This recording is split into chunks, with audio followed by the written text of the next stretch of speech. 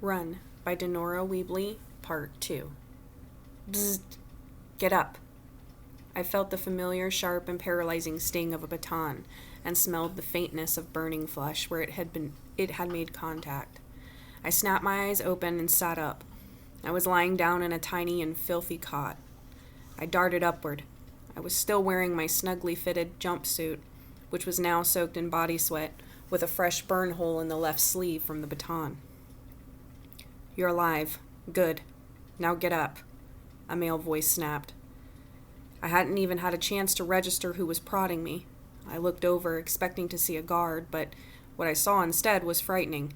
It was a very tall man whose entire left side of his face looked as though someone had literally melted it off. There wasn't even an eye for him to look from. I gasped at the sight. He simply scoffed, as if he expected me to react in such a manner. "I said get up," he growled again. I quickly hurled myself from the bed and stood at attention. My head was spinning, and it took everything in me not to stumble. Once my dizzied vision came to, I could get a better look at him and my surroundings. He was practically bare-chested, in a torn white tank. A dirty pair of faded black pants covered his long, bulky legs. His arms and shoulders were huge and bulging with muscle. He donned a chunky black leather belt, and his feet were in a pair of bulky black boots. His unkempt black head of hair sat upon his head like a mop.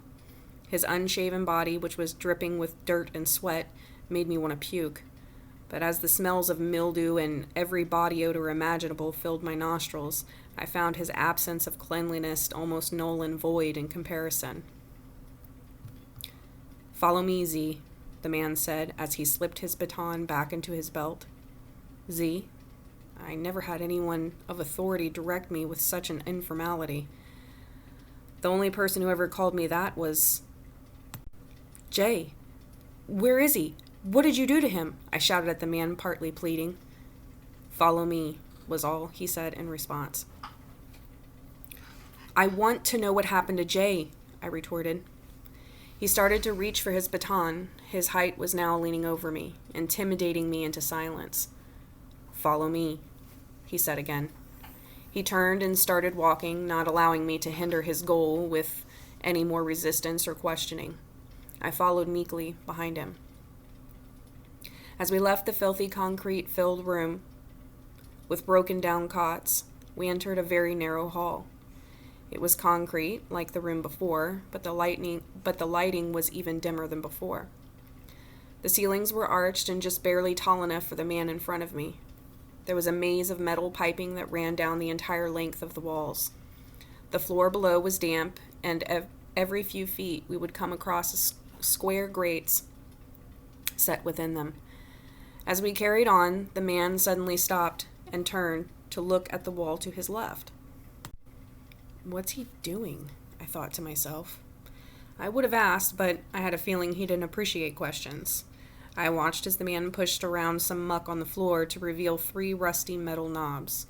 He looked around before bending over to turn each of them in what looked like a very particular order.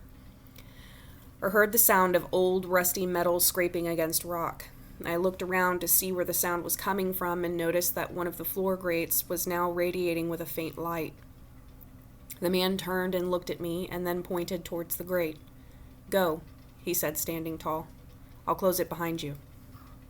I looked at the man perplexed, trying to get a read on what the intentions for me in this grate were, but he wouldn't even look me in the eye. He was already scanning the hall from each direction with a hard expression, as if someone might see us.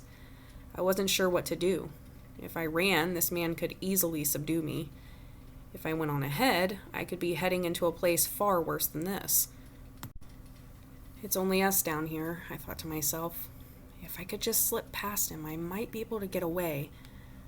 However, as if he could sense my plot, "Go!" His voice boomed with irritation and impatience. I jumped and jogged over to the grate. I looked down and could see the floor of the room below. Concrete. Go figure. I could see a rope ladder that led down to the room beneath, so I opened the grate and headed down the rope ladder. Before I could even touch the ground, I could hear the familiar sound of metal upon concrete again, and stood to watch as a secretive metal hatch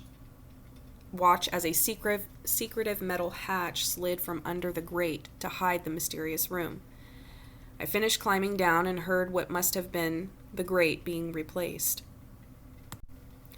Once I got down, I noticed I wasn't in another room at all, but another hallway exactly like the one above, except this one was much shorter, and there was a small arched metal door at the end of it.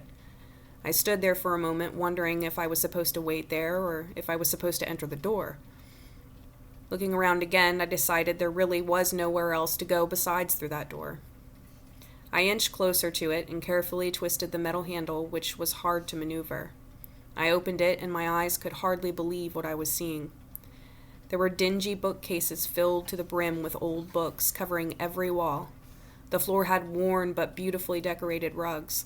There were paintings and photos all over the walls, faded but ornately fabric furniture, and even more bookcases in the center of the room. It was like entering a whole new world, and it caused me to nearly lose my breath in its beauty. "How are you feeling?" "Wait, I know that voice. Jay?" I looked around frantically amid the objects in the room. Soon, Jay appeared from behind one of the bookcases, dressed rather smartly in a crisp new navy blue jumpsuit and shiny black boots. I ran over to him and jumped into his arms to hold him. It surprised him as much as it did me, but despite the surprise, he caught me up and embraced me back with fervor. I didn't want to let him go. I thought they killed you. I realized I was crying now. I thought I'd never see you again. Jay just held me tighter in his arms and let me cry for a while before finally pulling me away to look at me. His face was wet with tears, too. "Now, Z," he smiled at me with a humorous grin and pointed at me in a jokingly scolding manner. "You know touching is against the rules."